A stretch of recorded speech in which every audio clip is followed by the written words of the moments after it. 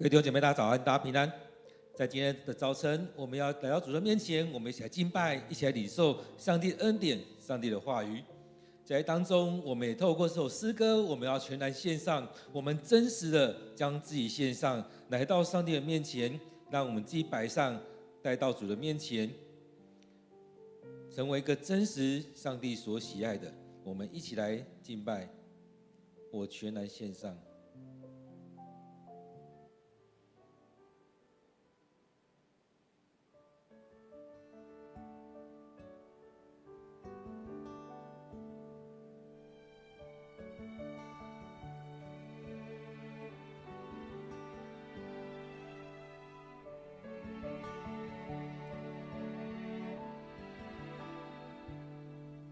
将亚伯拉罕献上以撒，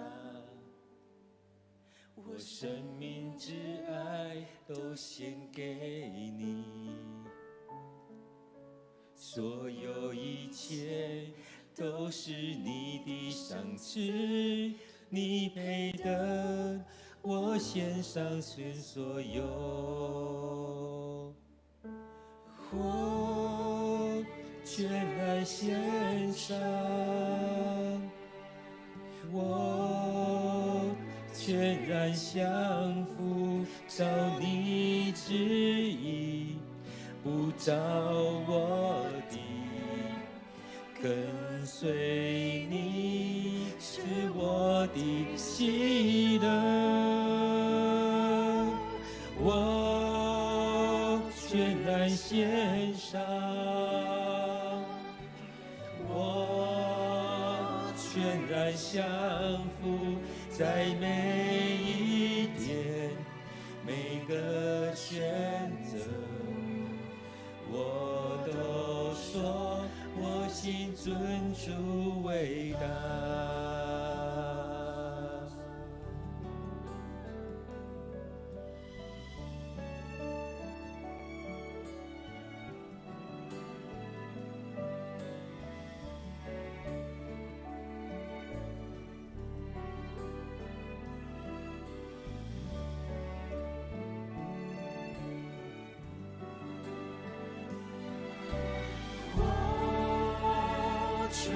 献上，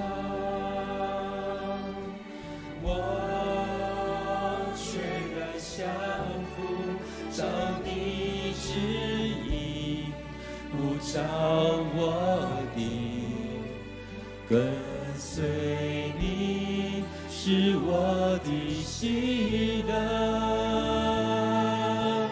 我全然献上。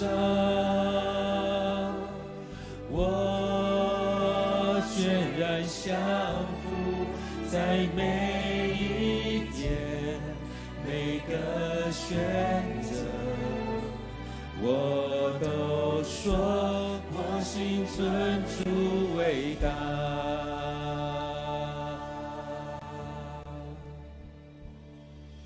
世界就在前头，世界就在后头，我选择耶稣，跟随不回头。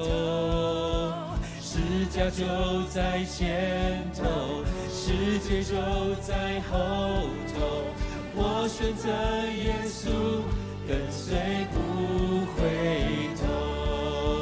世界就在前头，世界就在后头，我选择耶稣，跟随不回头。世界就在前头，世界就在后头，我选择耶稣，跟随不回头。世界就在前头，世界就在后头，我选择耶稣，跟随不回头。世界就在前头，世界就在后头，我选择耶稣，跟随不回头。我全然献上，我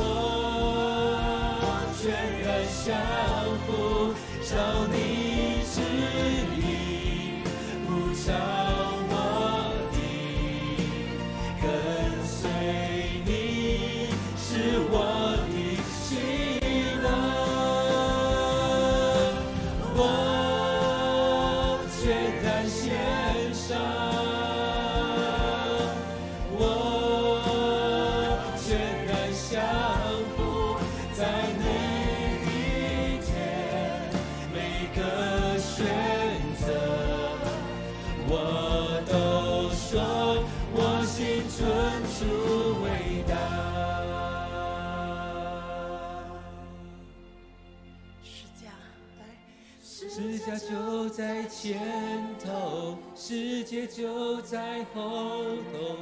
我选择耶稣，跟随不回头。十架就在前头，世界就在后头。我选择耶稣，跟随不回头。十架就在前头，世界就在后头。我选择耶稣，跟随不回头。十架就在前头，世界就在后头。我选择耶稣，跟随不回头。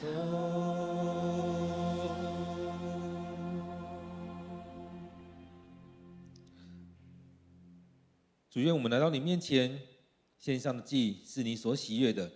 主，让我们能够将自己全然献上，照着主你的旨意，不是照着我们自己的想法。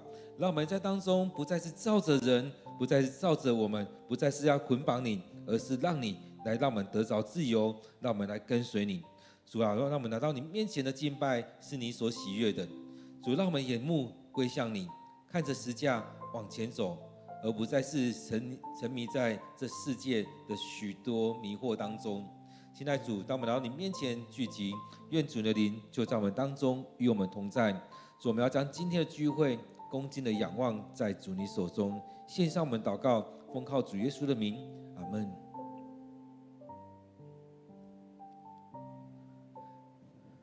今天3月12日，我们要读的经文在诗篇第50篇第16节到第23节。第50篇第16节到第23节。但上帝对作恶的人说：“你有什么权利背诵我的诫命？你是谁，竟谈论我的约？你厌恶我的管教，你拒绝我的命令。你遇见盗贼，就跟他做朋友；你跟淫乱的人同伙。你的嘴巴随时说坏话，你的舌头到处撒谎，你随便毁谤自己的亲人，专向他们吹毛求疵。你做了这一切，我默不作声。你还以为我跟你一样吗？但我要谴责你，让你看清楚这些事。把我忘了的人啊，要留心听，不然我要毁灭你们，没有人能救援。凡献感谢为祭的，就是遵从我、顺从我命令的人，我一定拯救。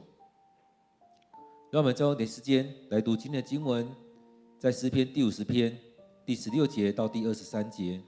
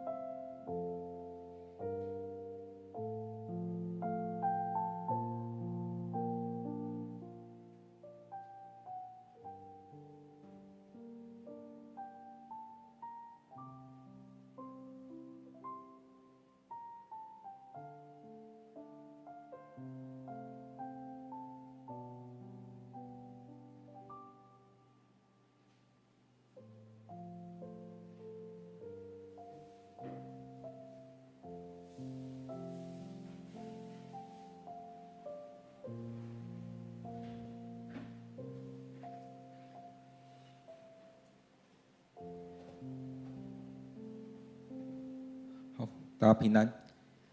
在昨天经文当中，我们看到，当我们来到上帝面前的时候，很多人会觉得，我们为什么要先奉献？会觉得，这个教会很喜欢钱或怎么的，会觉得好像大家会比较要奉献多少啊，谁奉献的比较多比较少。其实在以前呢，应该也会这样在比较谁奉献的什么牛羊鸽子之类的，也在看谁奉献的多，谁奉献的少，在那奉献箱当中，谁的钱可以一直让他叮当作响。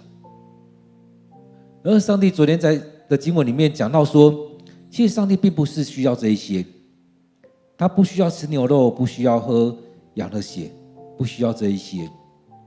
重点是我们要用我们的心，用我们的真心悔改，用我们的心来到上帝面前。而在今天的经文里面，他接续的说，上帝对作恶的人说，你有什么权利背诵我的诫命？你是谁竟谈论我的约？其实当很多时候我们在谈圣经的时候，其实我们不论是教导的人或听的人，我们在运用圣经的人，我们有没有真的相信？所以当中我们在读经，我们在敬拜，我们在祷告，很重要一个点是我们有没有相信我们所读的。我们在教会当中，我们有没有相信这一些，让这些成为我们生命的一部分？而这种相信不是嘴巴说而已，而是真实的实践出来，所以是信到心里面去，而且从生命里面来活出来。其实很多时候我们从以前我们常常讲耶稣在批判法利赛人，其实也不仅仅是批判法利赛人而已，他还讲的是那一些会说不会做的人。其实这样的人在现在教会界也非常多，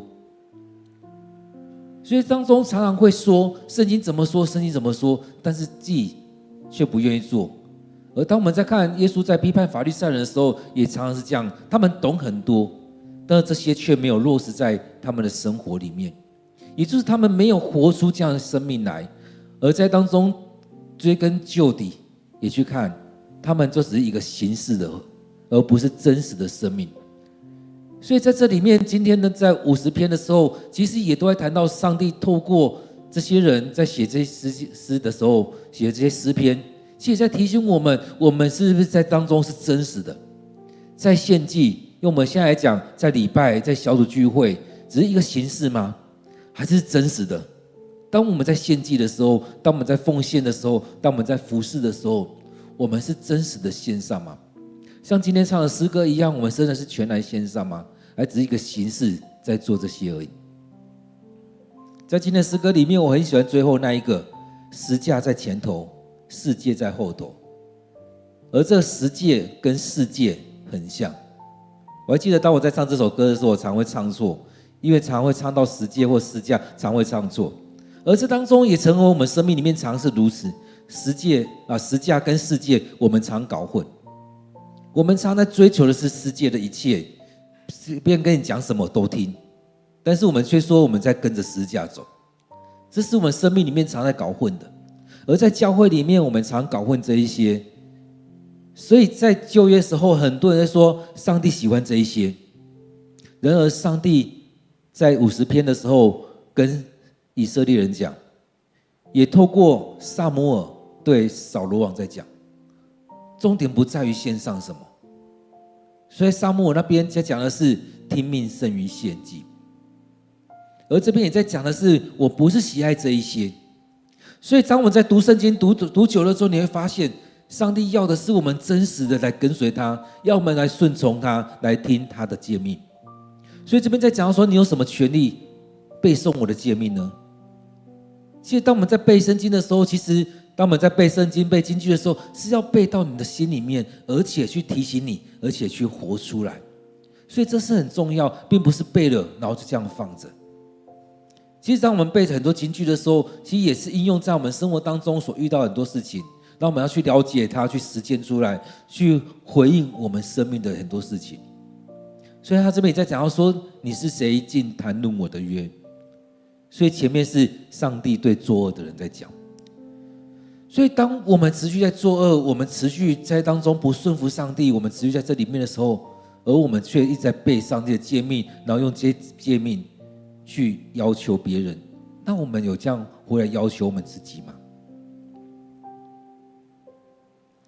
所以当中，当我们去看到十诫的时候，有没有发现我们自己？其实我们常是想到我们周遭的人，有没有想到我们自己？在后面那六条诫命的时候，我们有这样去遵守吗？我们有爱我们的父母吗？我们有爱邻舍吗？我们去贪爱别人的房屋吗？虽然我们说我们没有杀人，但是我们的生命是不是也活在那当中？所以这边讲到说，作恶的人，你有什么权利背诵我的诫命？你是谁竟谈论我的约？所以当我们不愿顺服上帝，当我们不在这当中的时候，其实这诫命也可以说，那又为什么一直在引用圣经呢？你根本不相信啊，你根本不愿意听啊。其实我遇到很多的人很喜欢用我讲过的话，或用圣经在谈，就像以前遇到一些人，他会说啊，你不是基督徒吗？其实很多人会用这样来捆绑你，但是我们生命，你要怎么样活出这样的生命？这边讲到说，你厌恶的管教，你拒绝我的命令。其实我们也常是这样，我们不喜欢听这些管教，不喜欢听这些命令。所以今天在读这些经文的时候，也让我想到，其实很多人很喜欢某一些教会，因为那些教会只会谈上帝的祝福，只会谈上帝要祝福给你，你只要奉献，你只要来聚会，上帝就要大大祝福你，你奉献更多，上帝会给你更多。上帝要怎么样怎么样，后来很多人称这些成功神学。而在当中我们看到这些教会在谈的，有些人会称他们是不完全的福音，因为他只挑大家想要的。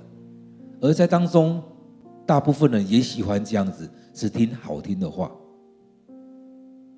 所以在那些教会里面，你听不到上帝的管教，你听不到上帝对你有什么样的期待，你只听得到上帝要给你什么，要给你什么。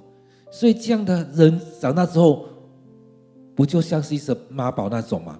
一直在要上帝给我，给我，给我，你要为我做，你要帮我，你要给我这些，你要给我那些。而当你没有的时候，你怎么样来领受这些呢？所以在我们生命里面，势必会有上帝的管教，势必会有上帝的命令在我们当中。所以很多人不喜欢这一个，但是当我们生命走偏了，当我们不知道我们该怎么走的时候，上帝要你走，你却不愿意接受吗？很多人都说我的性格就是这样子啊，但是若你是顺服上帝的人，你会让圣灵来调整你，来修剪你。所以这个管教是要让我们更贴近上帝，把那些不好的来拿走。就像新约里面讲到说，若你的眼睛，若你的手，若你的脚会害你下地狱，那何尝不是把它挖掉，把它砍掉呢？所以在这样管教当中，是让我们回到上帝面前。所以在今天的经文，你会看到上帝很严格的在讲，就是你的生命要改变。很多时候我们有些人会听到圣经里面在讲的，就想要把它跳过，听到牧师讲到，就会觉得牧师在讲我。其实当我们在读经的时候，你会看到这些是我们要调整的，这些当时讲出来的时候，是上帝在提醒你。所以在这些讲道，在这些读经当中，如果你会觉得被上帝管教了，会觉得上帝都在讲你，会觉得牧师在讲你，那恭喜你，因为这些话语是对你有影响的。但是不是只有听，不是只有在当中，有些人听到这些就会觉得到处去讲啊，牧师在攻击我，牧师在骂我。其实要回来再看，有很多人其实在听的是回来在想，牧师讲的这些是我需要反省的，就像我们在读经一样，读到这些是我要被上帝调整的。所以许多时候都在我们的生命，那些不愿意被管教，不愿意领受上帝命令的人，会讲到说啊，这个上帝又来了，但是有很多愿意领受的人，他会觉得感谢上帝的管教。所以这边在讲到是说，那一些作恶的人厌恶上帝的管教，拒绝上帝的命令。当然我们可以想，那就是这样啊。那我们要继续往下想，这样的人是不是你？你是不是就是这个作恶的人？当我们在读经也确实这样子，进到这里面去想，去跟上帝对话，是我吗？就像耶稣跟门徒守的那逾越节一样，耶稣说，你们当中有一个人会出卖我。有可能大家觉得不关我的事啊，反正又不是我。然后我们看到这些门徒们，他们觉得这是关他们的事，到底是谁？所以他们就问耶稣，是我吗？他们每个人都这样问耶稣，是我吗？而那一个犹大，他却不会这样问，因为他知道是在讲他。所以耶稣很明的在讲他，在讲某一个人就是了，跟我手一起放在盘子这个人，也跟他说，你赶快去做吧。这样的人是听不进管教，但是上帝的管教也临到他。所以17节讲到说，你厌恶我的管教，你拒绝我的命令，你遇见盗贼就跟他做朋友，你跟淫乱的人同伙。所以在当中我们看到，这样不愿意亲近上帝的人，远离上帝的人，就很有可能就像他18节讲的，遇见盗贼就跟他做朋友，因为没有正确的判断的准则。这样的人不喜欢上帝的话语，不喜欢上帝的命令，不喜欢上帝的管教，所以这样的人会走向另外一个倾向，所以就进到跟盗贼做朋友，跟淫乱的人同伙，也就是在那当中。所以在这样的得罪上帝的过程里面，在我们生命当中，你要成为什么样的人？其实我们常不自觉，当我们在做这些事情的时候，都会觉得怎么会？他们都很好啊。其实就像这些成为诈骗集团车手的人，有时候他们也不觉得啊，人家跟他说，你是不是成为诈骗集团？他就说没有啊，我去上班啊，然后老板叫我去领钱啊，叫我去收款啊。其实有时候我们自己是知道的，但是有时候自己也被自己骗了。我们会把很多事情合理化，然后就觉得没有这么回事。所以在当中我们生命该怎么走？在上帝的恩典当中，我们是不是照着这样来走？所以我们太多时候当我们有反省的心的时候，我们就会发现，我们真的不愿意听上帝的管教，不愿意听上帝的命令。很多时候我们说是我们的性格，但是这样性格如果是有问题的，也就是要来调整了。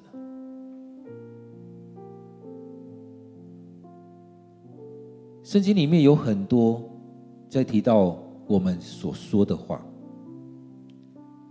19节这边讲到说，你的嘴巴随时说坏话，你的舌头到处撒谎。其实常常说坏话的人也很怕被说，因为他很怕被抓包，他很怕别人也在讲他。他说别人坏话是为了让别人觉得他还不错。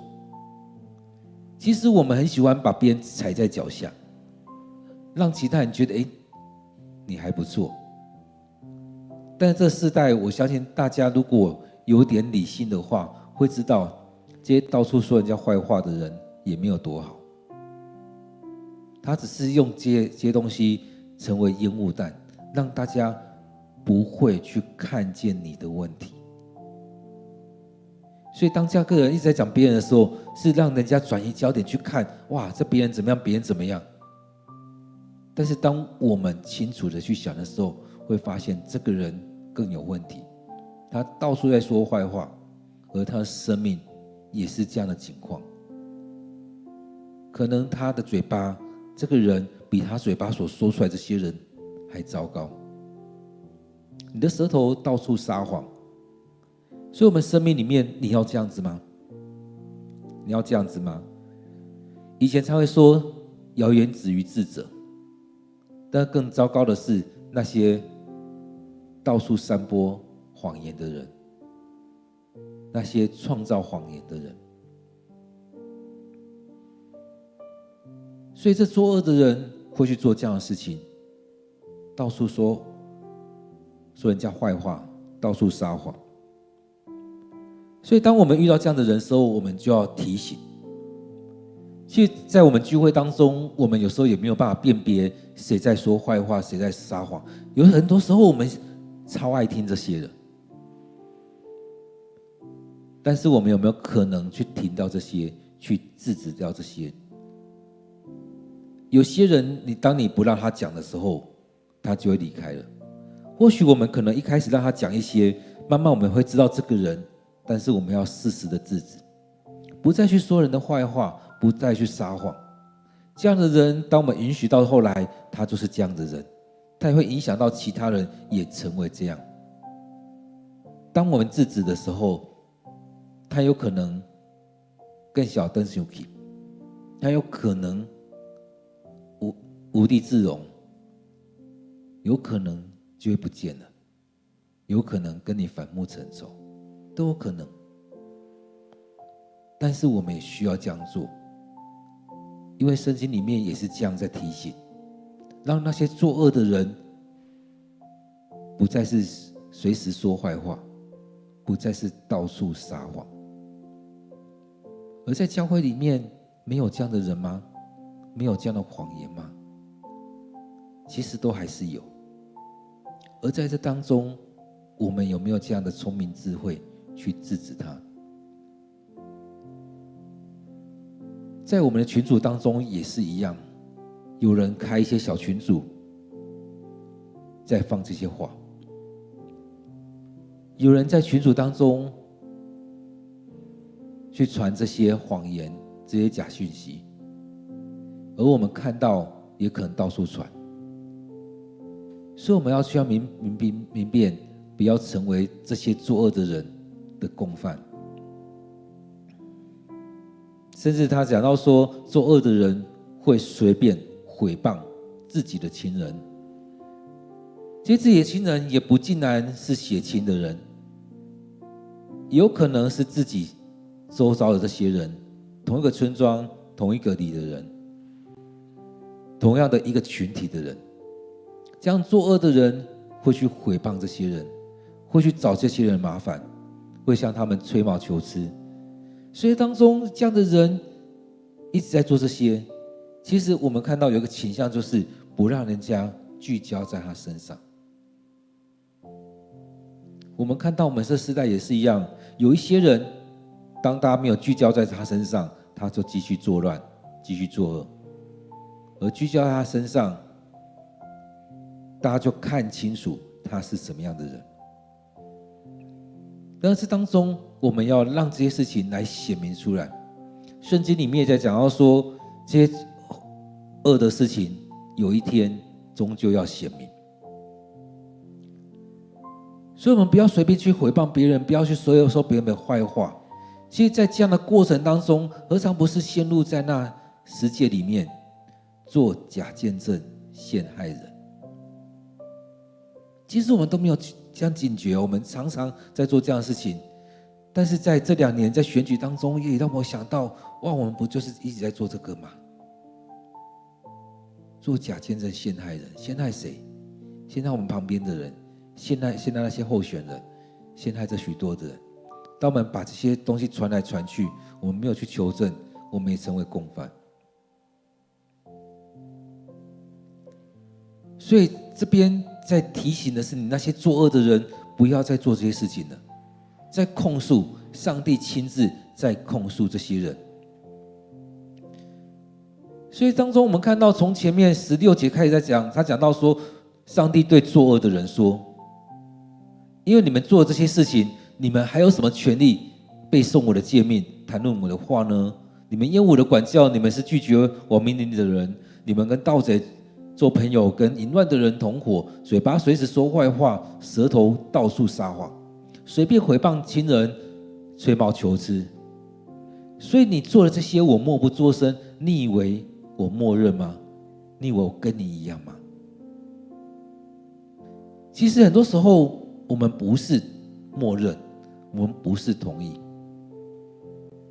其实有时候我们要去制止的时候会怕伤了他，但是很多时候回来看，当我们不制止的时候，他会伤了更多人。其实作恶的人会带领一整群的人都陷入在那泥沼当中。所以有些时候我们是需要求上帝让我们有勇气去制止这些人，去制止这些事情，不然那个人会让我们也陷入在那里面。所以当我们在看旧约的时候，在看列王记，在看许多在撒母耳记里面，我们看到有一些作乱的人，当他们作乱到一个程度的时候，上帝出手，也曾经让这群人遇见地震，而那地震地裂开了，这几个人掉入在那深渊当中，然后地又合起来了。上帝的惩罚亲自临在。很多时候我们不用害怕去得罪这些人，去伤害了这些人，因为这些人是作恶的人，上帝会亲自惩罚。而在当中这样的亲自惩罚，也有可能要透过我们来执行。当然我们不是自以为公义，但是在该讲的该制止的时候，我们就要参与在这里面。所以上帝说，我默不作声，你以为我跟你一样吗？不一样哦，不一样哦。上帝这时候出来谴责这样作恶的人，而在当中读经的时候，也让我们来回想，做反省，我们是不是这样的人？有哪一点是在这当中，我们常常都会觉得不是我，不是我。我们常都觉得不是我，但是当我们在读经的时候，也是让我们在当中更深的去与上帝同在，然后慢慢的许多事情浮现的时候，求上帝赦免，不是只有否认而已。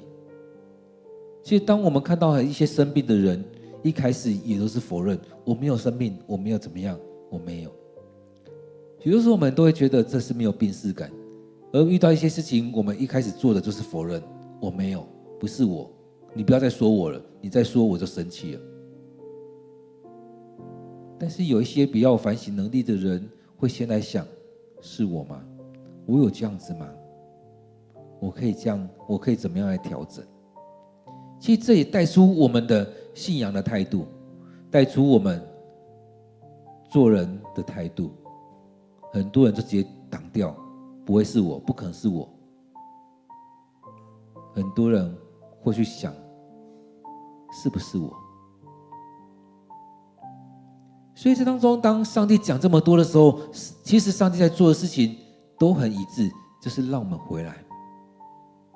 所以把我忘了的人啊，要留心听。所以有发现，以色列人有很多已经拒绝上帝的，已经遗忘上帝，已经没有再来到上帝面前了。而那些作恶的人，势必也是一样，不敢来到上帝面前。当我们远离上帝的时候，当我们做很多事情得罪上帝的时候，就像小孩子做错的事情，就不敢来到上帝面前。就很像有一些人得罪了你，有没有发现他们正眼不敢看你？当然有些人得罪了你，他用另外一个方式想要把你毁掉，因为他怕你把这些事情讲出来。那我们怎么把上帝毁掉呢？所以当中我们看到他提到说，把我忘了的人啊，要留心听，不然我要毁灭你们，没有人能救援。所以当中当上帝的审判来临的时候，没有人能够救援，没有其他的救赎临到这当中。所以我们要留心的听。其实耶稣也常在讲，有耳朵的都应当听。因在当中，当上帝提到这么多，前面讲到说那些献祭很多的献祭都是仪式性，都是形式的，而在当中内在都一直在作恶。我们生命是不是也常陷入在这样里面？外在让人家感觉你很金钱，内部是很多问题的。所以当我们读经的时候，是让我们很多东西摊在上帝面前，摊在上帝面前，求上帝赦免，也感谢上帝。而在当中有很多问题也摊在上帝面前，求上帝医治。而当我们在生命里面有许多的东西的时候，我们一项一项捡起来，献上感谢为祭。所以凡献感谢为祭的，就是遵从我。会遵从上帝的人才会来感谢。这世代也常来讲，要找那些会感谢的人。而那些不会感谢的人，其实他的心常常是冷的。不会感谢、不喜欢感谢的人，其实这样的心常是冷的，因为他看不到别人的好，他看不到上帝对他做的，他认为这一切都是应该的。不会感谢的人，有没有发现他们也常在批判别人，常在挑别人的问题？我们看在网络上那些酸民，有时候会去看这些人，他们留言是留什么？很少会看到他们写感谢的东西，感谢谁怎么样，都在骂别人什么，去酸别人什么，而他们讲的也不一定是真的，他们想的有可能从别人那边听来。所以我们看到很多 Google Map 啊，或很多的脸书上面的留言，很多都是这种去骂别人、去酸别人的。而在我们当中，有没有发现，在圣经、在教会里面，有一些生命里面能够活出许多真实美好的景象的人，他会感谢上帝，会感谢周边的人所做的事情，会感谢许多的事情。所以他这边讲到说，凡献感谢为祭的，就是遵从我，顺从我命令的，我一定拯救。所以23节，我们看23跟16节就差异很大。16节在讲的，17节讲到说，你厌恶我的管教，拒绝我的命令。而23节讲到说，感谢为祭，当上帝的管教临到，依然感谢上帝。前面的讲到说，这作恶的人是拒绝上帝的命令。23节讲到说，顺从上帝命令的，我一定拯救。所以这是一个两种很不一样的生命。那些作恶的人，那些远离上帝的人，那些与上帝为敌的人，跟这些愿意顺服上帝、听上帝命令的，这样的人所呈现出来的是不一样的。所以当我们在读经的时候也是一样，当我们在读这些圣经只是读给别人看，我是教会基督徒，我需要读经，我需要好像做灵修贴图给别人看，我有在做这些事情，还是我们真实的把经文读进去，跟上帝对话，问上帝你在对我说什么？所以我们以前才提到3个，第一个是问上帝，你今天这经文在讲什么？第二个我们在问的是，上帝你对我说什么？第3个在问的是，上帝今天你要我做什么来回应你？所以当我们在读经的时候，有没有发现在这样的对话当中，让你更真实的跟上帝对话，让我们不要成为那作恶的人，不要在嘴唇当中来得罪上帝，要常常的感谢。当我们读圣经的时候，去读出上帝要我们怎么去做，我们就去做。很多时候我们都开始在找那灰色地带缓冲的，上帝说这个，那我们是不是做这些来回应他？但做这些又开始在找那个折冲，但是我们是不是真实的顺服？我们常常是1%的顺服，而不是100%的顺服。我们99%是不愿意听的。所以在当中，让我们再看上帝在对你说什么，你有没有愿意去听？所以愿圣灵与我们同在的时候，我们去听到上帝说的，我们去领受上帝要带领的，让我们不是拒绝上帝命令的人，而是顺服顺从上帝命令的人。让我们的生命能够有上帝的恩典，也让我们在当中常常在数算上帝的恩典，也来到上帝面前来献上感谢。在今天经文当中，诗篇第50篇，让我们有点时间再来默想今天上帝的话语。上帝在说什么？上帝在对你说什么？上帝要你去做什么来回应他？我们有点时间来默想上帝的话。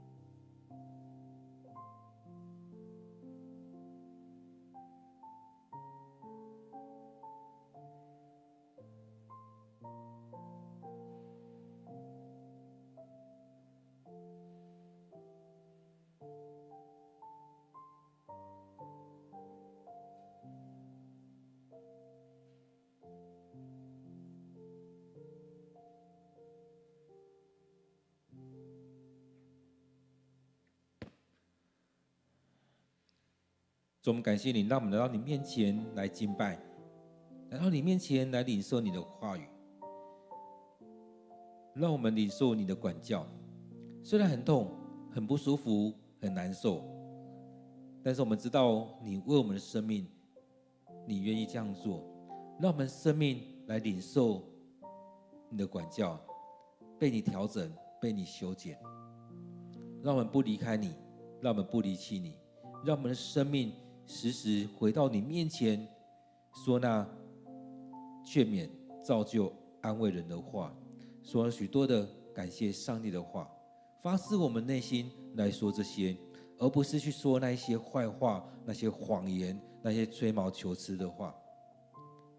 主啊，帮助我们，让我们生命里面将你的话语放在我们心里面，成为我们每一天的帮助，让我们每一天数算你的恩典，恳求主你就在我们当中来带领我们。亲爱的主，愿我们今天所摆上的是你所喜悦的，愿我们今天所摆上的是你所悦纳的。感谢赞美你。主，我们要将今天的聚会恭敬的仰望在主你手中，愿主你悦纳我们所摆上的，也祝福在我们当中，将我们今天所领受的放在我们生命里面，成为我们生命的粮食。献上我们的感谢祷告，都是奉靠主耶稣的名，阿们。愿我们每天都来到主的面前，领受上帝的话语，愿上帝赐福你。